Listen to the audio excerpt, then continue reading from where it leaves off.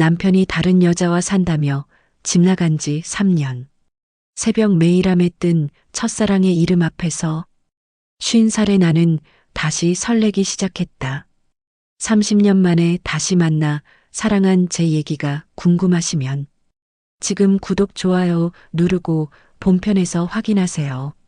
권혜라는 새벽 5시면 어김없이 눈을 뜬다. 나이가 들수록 잠이 얕아져서 아니면 혼자 사는 집에 정적이 익숙해져서 욕실에서 찬물로 세수를 하고 커피 한 잔과 함께 컴퓨터 앞에 앉는다. 메일함에는 밤새 쌓인 것들이 있다. 카드 명세서, 동네 약국 할인 쿠폰, 그리고 동창회 사이트에서 온 알림 메시지. 방송 연기반 동기 정민호를 찾습니다. 딸깍 마우스를 클릭하는 순간 가슴 어딘가가 쿵 내려앉았다. 정민호. 그 이름 석 글자가 20년 넘게 닫아둔 서랍을 벌컥 열어버린다. 1980년대 후반 대학 방송반 연습실. 지하 동아리방 특유의 눅눅한 공기와 곰팡이 냄새가 코끝에 되살아난다. 형광등 하나가 깜빡거리는 좁은 공간에서 낡은 소파와 접이식 테이블을 둘러앉아 대본을 읽던 그때 누군가는 뉴스 앵커를 연습했고 누군가는 라디오 DJ 톤을 익혔다. 그 목소리들 사이로 정민호의 목소리가 유독 선명하게 들렸다. 그는 키 큰 선배도 잘생긴 과 대표도 아니었다. 같은 학번이었지만 어딘가 어른스러운 구석이 있었다. 대본을 읽을 때의 차분한 톤, 후배들에게 조언할 때의 진중한 표정, 무엇보다 혜란을 바라볼 때만 나타나는 특별한 눈빛. 마치 혜란 혼자만 보이는 것처럼, 마치 혜란의 말만 특별히 귀 기울여 듣는 것처럼. 혜란아, 오늘 발음 연습 정말 좋았어. 목소리에 감정이 잘 실렸어. 그런 말을 건넬 때의 정민호는 다른 사람 앞에서와 달랐다. 살짝 수줍어하면서도 따뜻했다. 통금 시간이 다가와 모두 황급히 짐을 챙길 때도 그는 항상 혜란이 가방을 챙기는 걸 기다렸다. 함께 교문 앞 계단을 뛰어내리며 마지막 버스를 잡던 그 밤들. 혜란은 커피잔을 내려놓고 메시지 창을 열었다. 손끝이 미세하게 떨린다. 무엇부터 써야 할까? 혹시 정민호 선배님인가요? 아니다. 같은 학번인데 왜 선배님이라고 하지? 얼른 지우고 다시 쓴다. 혹시 정민호? 이것도 너무 어색하다. 결국 가장 단순하게. 혹시 정민호? 답장은 놀랍도록 빠르게 왔다. 맞아. 혹시 혜란이? 그 짧은 문장에 담긴 반가움과 설렘을 어떻게 설명할 수 있을까? 혜란은 가슴이 뛰는 걸 진정시키려고 깊이 숨을 쉬었다. 20살 때의 두근거림이 50살의 몸에서도 똑같이 일어난다는 게 신기했다. 그날 오후 내내 혜란은 산만했다. 설거지를 하다가 그릇을 떨어뜨리기도 하고 TV를 보다가 채널을 이리저리 돌리기도 했다. 저녁 무렵이 되어서야 용기를 내어 다시 메시지를 보냈다. 시간 되시면 차라도 한잔 할까요? 좋지. 내일 오후 어때? 도서관 앞 카페에서. 그날 밤 혜란은 옷장 앞에서 한참을 서 있었다. 너무 신경 쓴 티가 나면 안 되고 그렇다고 너무 수수하면 실망스러울까봐. 결국 평소 입던 베이지색 가디건과 검은색 바지를 골랐다. 화장대 거울 앞에서 흰머리 몇 가닥을 정리하며 중얼거렸다. 뭘 이렇게 떨고 있어, 혜란아. 하지만 가슴 깊숙한 곳에서는 알고 있었다. 어떤 사람들은 시간이 아무리 흘러도 그 이름만으로 우리 안의 어린 마음을 깨운다는 것을. 정민호는 혜란에게 그런 사람이었다. 밤늦게 메모지에 큰 글씨로 적었다. 내일 오후 3시 도서관 카페. 무릎 보호대 챙기기. 계단을 오르내릴 때 조심해야 했다. 나이든 몸을 숨기고 싶지는 않았지만 그렇다고 불편한 모습을 보이고 싶지도 않았다.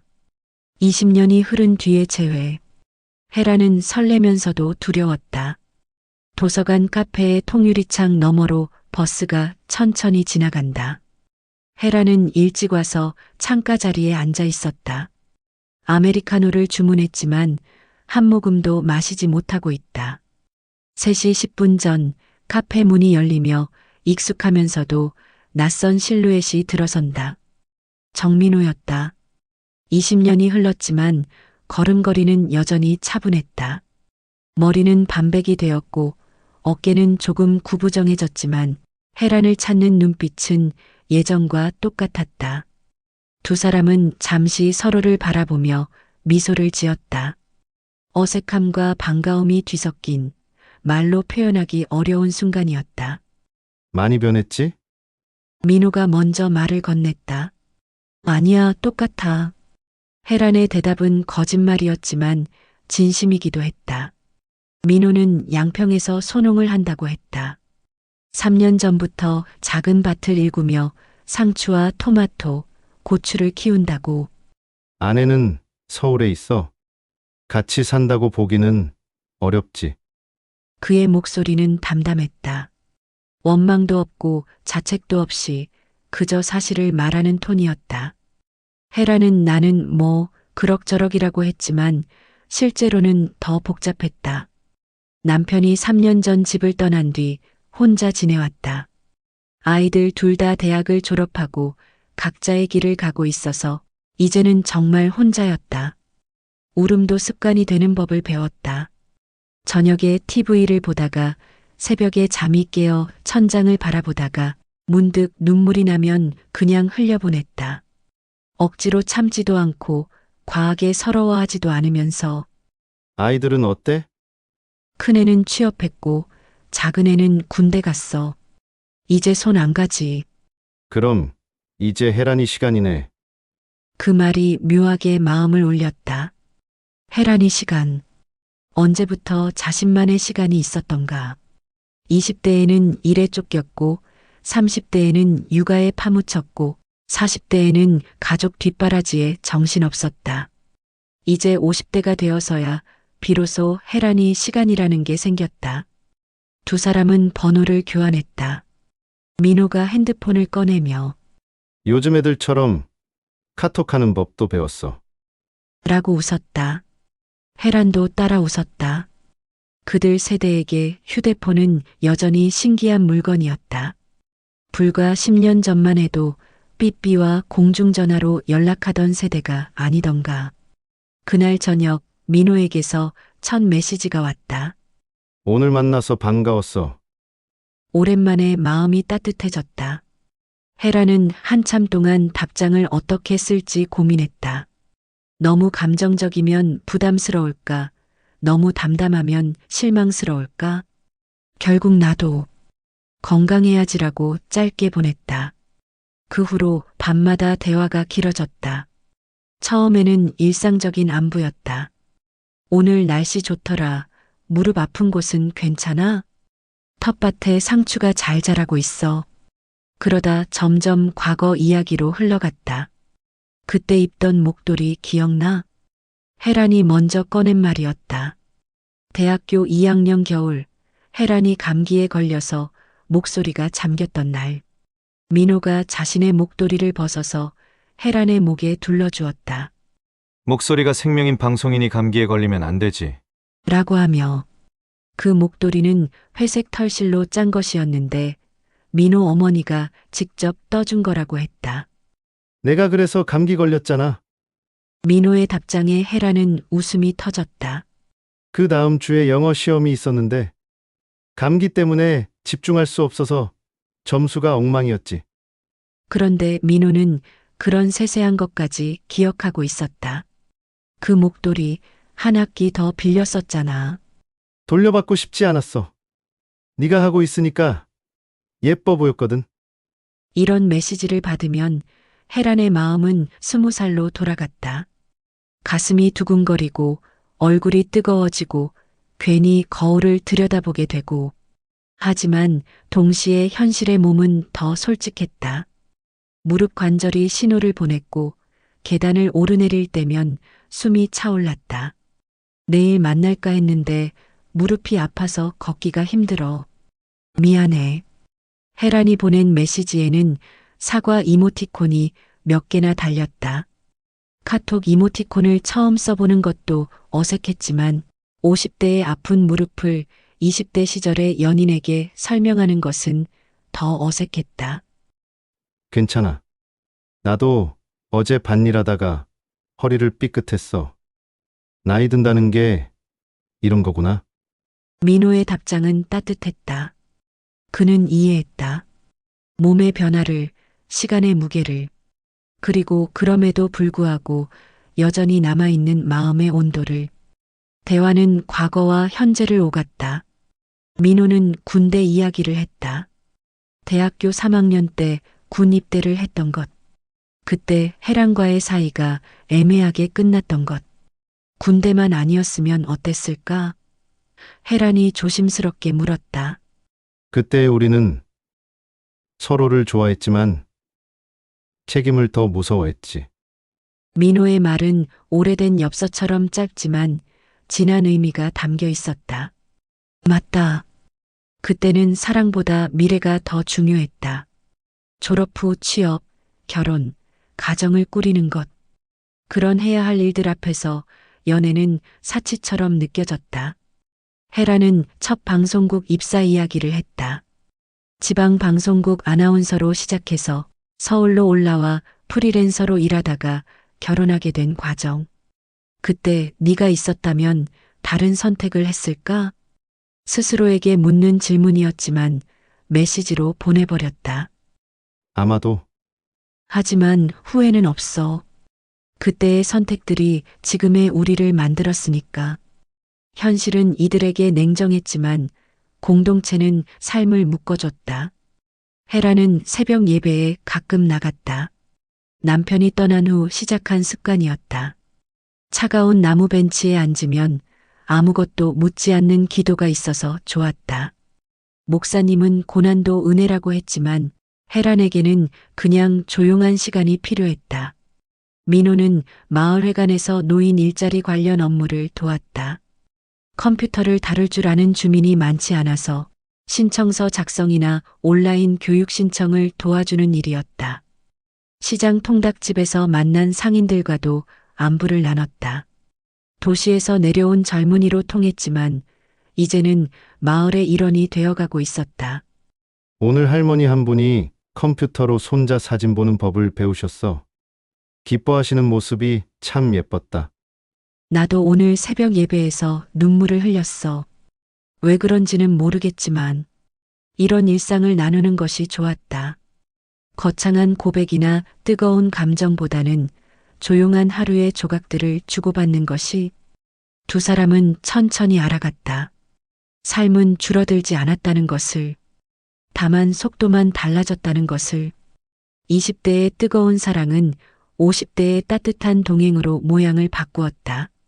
삐삐와 공중전화로 이어지던 청춘의 문장이 이제는 카톡 이모티콘 하나로 눌러앉았다. 그리고 그것도 나쁘지 않았다.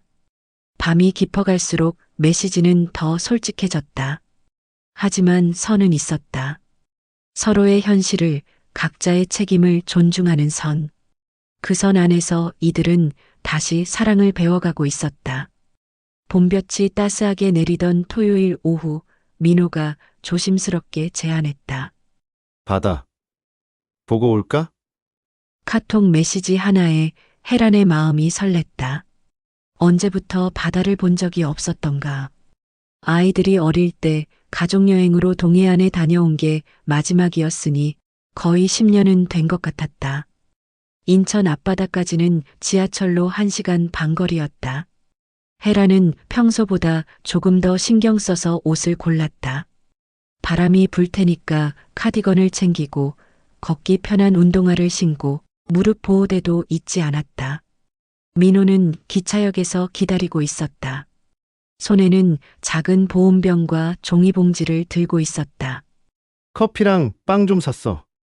바람 쐬면서 먹으면 맛있을 거야. 도시 끝 방파제 위에 앉아 파도 소리를 들었다. 멀리서 들리는 파도는 생각보다 낮고 잔잔했다. 헤라는 보온병 뚜껑에 커피를 따라 마시며 민호에게 아이들 얘기를 꺼냈다. 큰애 졸업식 때 아빠 자리는 비어 있었어. 그래도 사진은 잘 나왔더라. 목소리에 서운함보다는 담담함이 묻어 있었다. 이미 받아들인 현실이었다.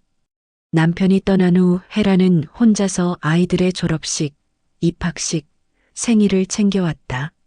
처음에는 서럽고 억울했지만 이제는 익숙했다. 민호는 자신의 집 사정을 덧댔다. 우리도 같이 살지만 다른 시간대였어. 밥통은 뜨거운데 말은 식더라. 그의 목소리에도 원망은 없었다. 그저 시간이 주는 거리감에 대한 담담한 인정이 있을 뿐이었다.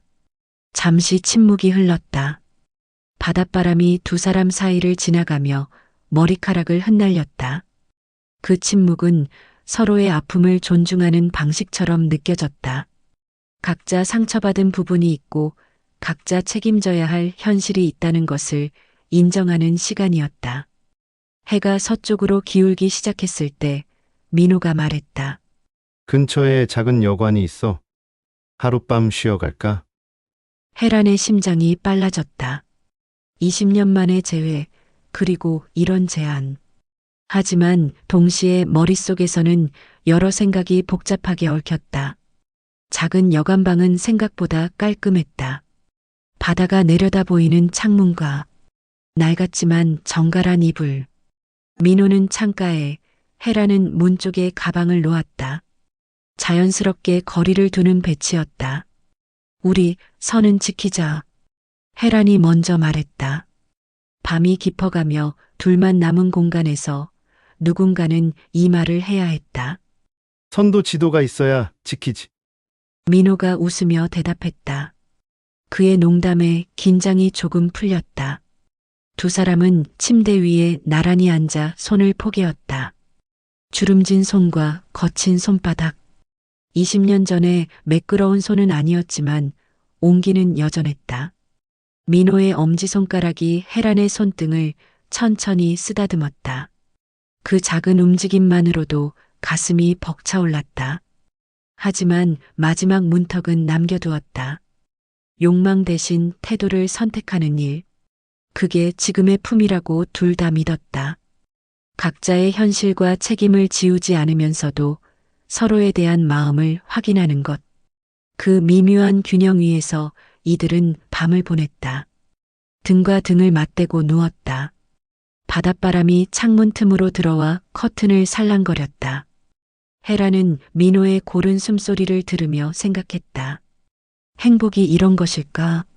거창한 사건이나 극적인 반전이 아니라 책임과 나란히 걷는 이 조심스러운 속도가. 다음 날 아침 돌아오는 길에 헤라는 시장에서 통닭을 샀다. 비닐봉지의 따뜻함을 손에 옮겨쥐며 걸었다. 민호는 기차역까지 배웅해 주었다. 다음에 또 보자. 응. 건강하게. 짧은 인사였지만 그 안에는 많은 약속이 담겨 있었다. 서로의 현실을 존중하면서도 이어가겠다는 조용한 다짐. 헤라는 기차 창밖으로 점점 멀어지는 민호의 모습을 바라보며 미소를 지었다. 집에 돌아와 통닭을 데우면서 생각했다. 사랑에도 여러 가지 모양이 있다는 것을. 20대의 뜨거운 사랑, 30대의 책임감 있는 사랑, 그리고 50대의 조심스러운 사랑. 지금 이 나이에 맞는 사랑의 방식을 이들은 천천히 찾아가고 있었다. 바다에서 돌아온 지 일주일이 지났다. 헤라는 평소처럼 도서관 카페에 앉아 책을 읽고 있었다. 민호와의 하룻밤이 자꾸 떠올랐다. 등을 맞대고 누워들었던 파도 소리, 새벽에 창문으로 들어온 차가운 바람, 그리고 조심스럽게 포개었던 손의 온기. 권혜란 씨 맞으시죠? 갑작스러운 목소리에 헤란이 고개를 들었다. 40대 후반으로 보이는 정갈한 차림의 여자가 서 있었다. 단정하게 뒤로 넘긴 머리, 차분한 색의 블라우스. 하지만 눈가에는 피로가 역력했다. 네, 맞는데요. 저는 정민호 아내예요. 시간 괜찮으시면 잠깐 얘기 좀 할 수 있을까요? 혜란의 심장이 쿵 내려앉았다. 커피잔을 든 손이 미세하게 떨렸다. 예상하지 못한 상황이었다. 아니, 어쩌면 예상했어야 했는데 외면하고 있었던 현실이었다. 여자는 혜란 맞은편에 앉으며 조용히 말을 이었다. 그 사람이 요즘 많이 달라졌어요. 핸드폰 보는 시간도 늘었고, 표정도 예전과 다르고. 제가 바보는 아니거든요. 목소리는 단정했지만 그 안에 담긴 피로와 체념이 느껴졌다. 혜란은 입술을 깨물었다. 무엇부터 말해야 할지, 어떻게 변명해야 할지 몰랐다. 그 사람, 기댈 곳을 찾는 버릇이 있어요. 예전에도 그랬거든요. 대학 때도, 직장 다닐 때도. 여자의 목소리에는 원망보다는 지친 이해가 담겨 있었다. 저도 처음에는 화가 났어요. 하지만 이제는 그냥 우리 집이 완전히 무너지지만 않으면 된다고 생각해요. 혜란은 한참 만에 겨우 입을 열었다. 죄송합니다. 사과받으려고 온 건 아니에요. 부탁하려고 왔어요. 여자는 차분하게 계속했다. 저희 고등학생 아들이 있어요. 내년에 대학 가야 하고 지금 예민한 시기거든요. 저도 아이 아빠가 필요해요. 완벽한 남편은 아니어도 그냥 있어주는 아빠 정도는 되어야 하니까. 혜란의 목이 메었다. 이 여자 앞에서 자신의 감정을 설명할 방법이 없었다. 20년 전의 첫사랑이 어떤 의미인지, 홀로 지낸 3년이 얼마나 외로웠는지, 민호와의 시간이 얼마나 소중했는지. 하지만 그 모든 것이 이 여자의 현실 앞에서는 사치처럼 느껴졌다. 우리 집이 완전히 무너지지는 않게 해주세요. 여자의 마지막 말은 간절했다. 제가 할 수 있는 건 이렇게 부탁하는 것 뿐이에요.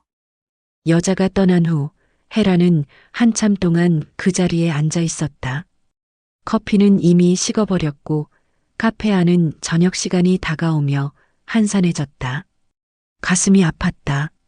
민호의 아내라는 현실, 고등학생 아들이 있다는 사실, 그리고 자신이 누군가의 가정에 균열을 내고 있다는 죄책감. 집에 돌아와서도 마음이 정리되지 않았다. 핸드폰에는 민호의 메시지가 와 있었다. 오늘 하루 어땠어? 날씨가 좋네? 평소 같으면 반가운 마음으로 답장을 보냈을 텐데, 이제는 그 메시지 하나하나가 무겁게 느껴졌다. 헤라는 한참을 고민하다가 답장을 보냈다. 피곤해서 일찍 자려고. 내일 얘기해. 그날 밤 민호에게서 전화가 왔다. 혜란아, 무슨 일 있어? 오늘 메시지가 이상하던데? 헤라는 한참 침묵했다가 말했다. 오늘 당신 아내를 만났어. 전화 너머로 민호의 작은 한숨이 들렸다. 아, 미안해. 우리 뭘 하고 있는 거지? 모르겠어.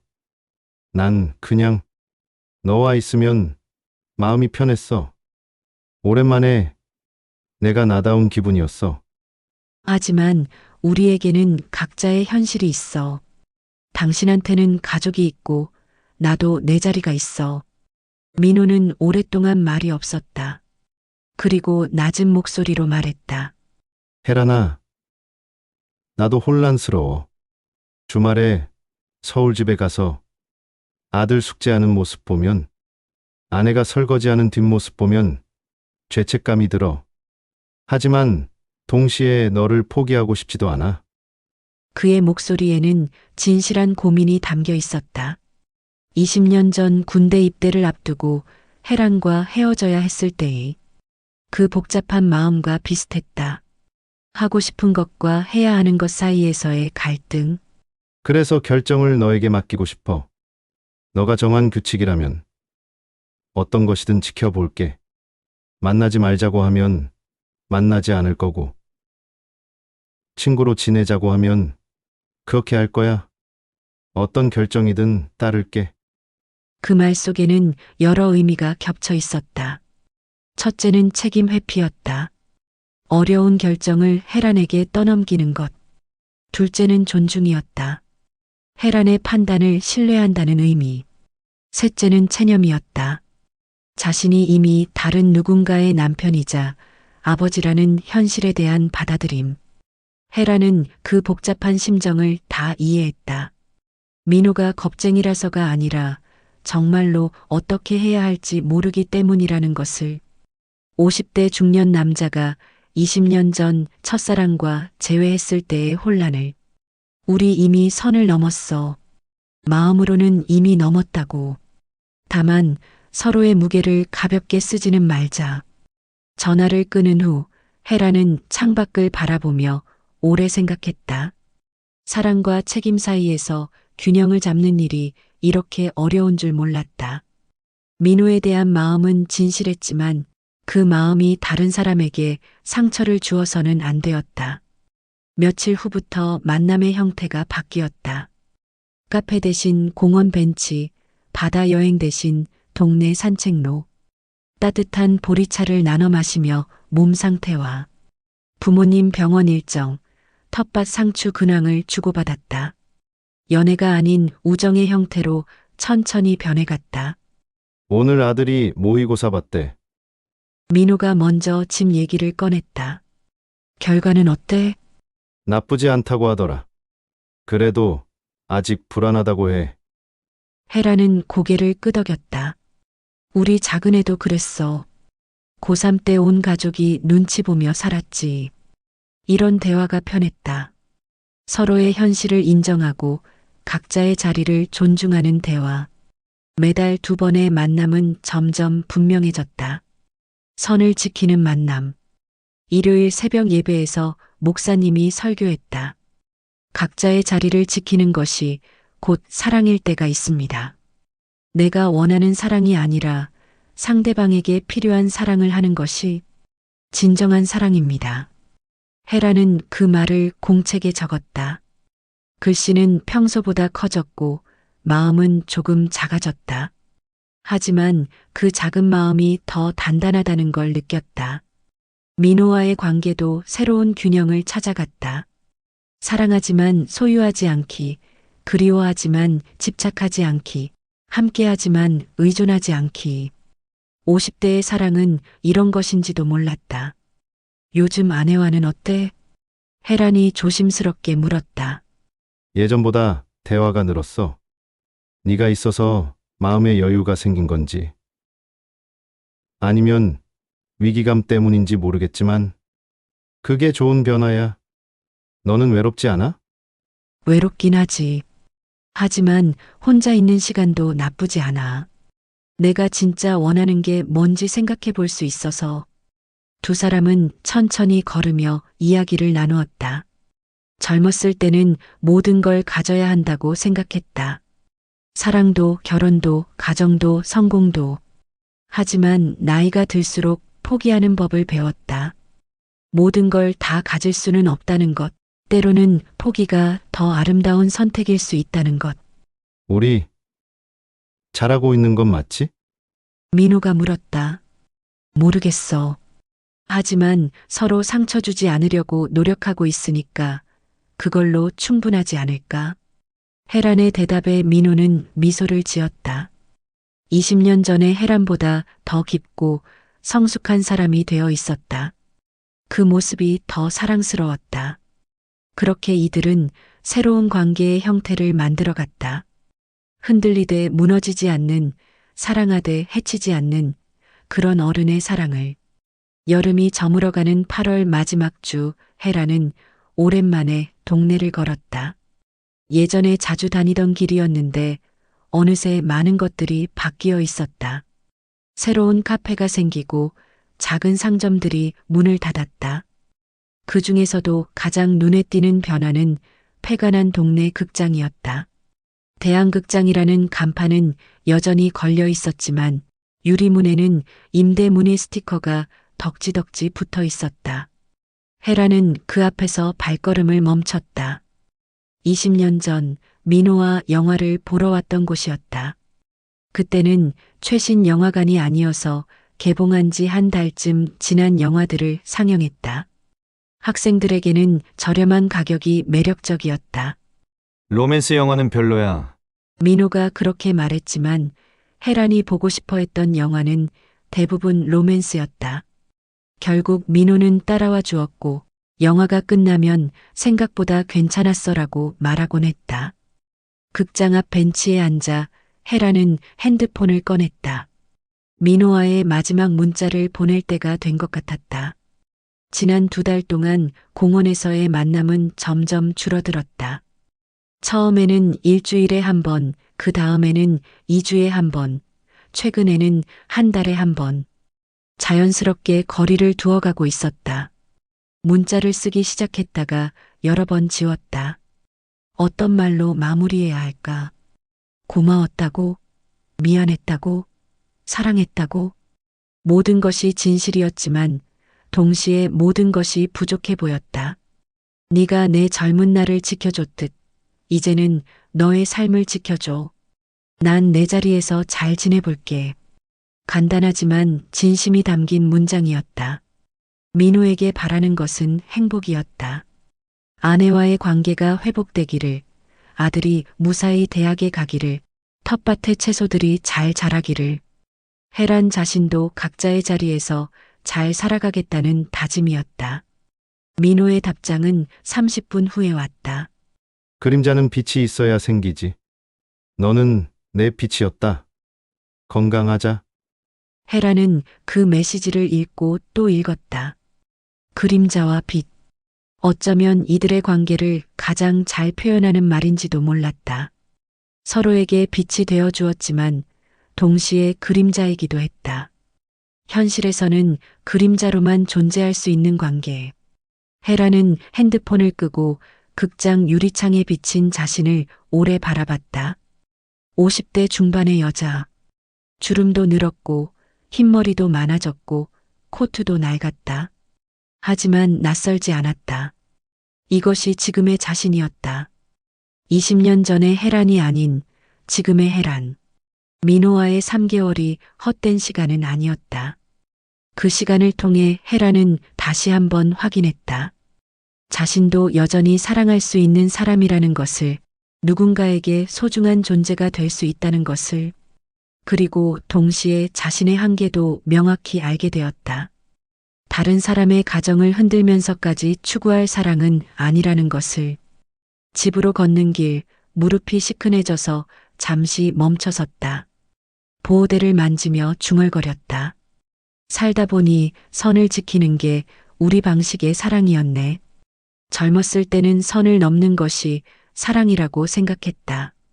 모든 장벽을 무너뜨리고 모든 것을 걸고 세상과 맞서는 것이 진정한 사랑이라고.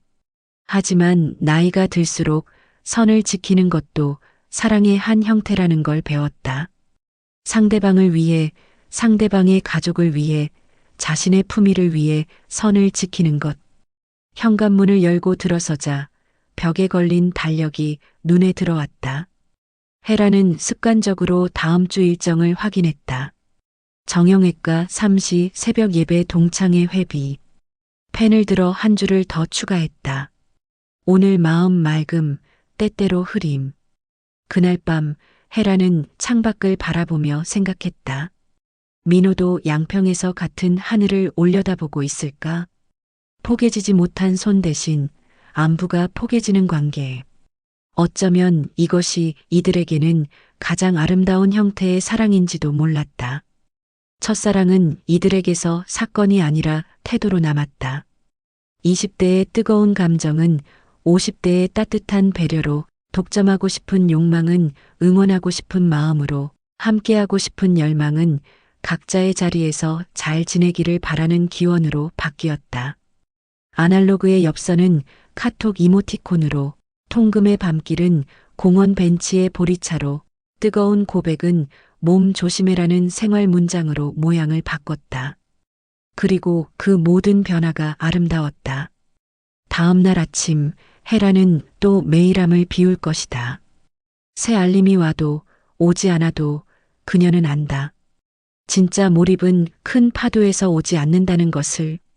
숨을 고르는 파도 간격, 그 사이사이에서 온다는 것을, 그 사이를 건너는 법을 이제야 배웠다. 헤라는 침대에 누워 천장을 바라보았다. 민호에 대한 그리움은 여전히 있었다. 하지만 그 그리움이 더 이상 아프지 않았다. 마치 오래된 상처가 흉터로 남아있는 것처럼 아프지는 않지만 여전히 거기 있는 그런 그리움. 잘자, 민호야. 헤라는 작게 중얼거렸다.